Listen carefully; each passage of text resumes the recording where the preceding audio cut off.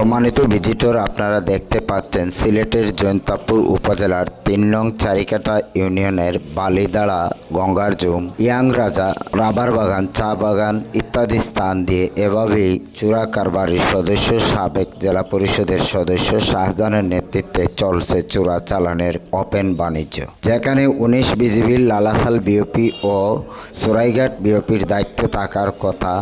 এছাড়া জৈন্তাপুর থানা প্রশাসনের চারিকাটা বিট অফিসার থাকার কথা। সেখানে প্রকাশ্য এভাবেই চলছে দিন দুপুরে চোরাচালান বাণিজ্য।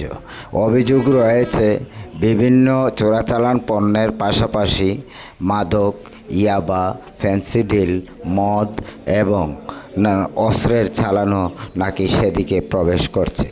এলাকার সচেতন মহল বলছেন, প্রশাসনের নীরবতার কারণে গত ৬ মাস থেকে লালাখাল হয়ে উঠেছে মাদক চোরাচালানের এক নিরাপদ রুট।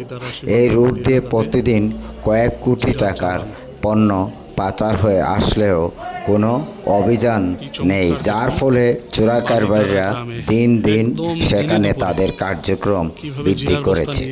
এ বিষয়ে সামাজিক যোগাযোগ মাধ্যম সহ বিভিন্ন মাধ্যমে সংবাদ প্রকাশ হলে শাহজাহান গংরা নানা বিদ্রূপ মন্তব্য ছড়িয়ে দেন। ভিডিওটি ভালো লাগলে অন্যকে দেখার জন্য শেয়ার করে দিন এবং গঠনমূলক কমেন্ট করুন। ধন্যবাদ সবাইকে।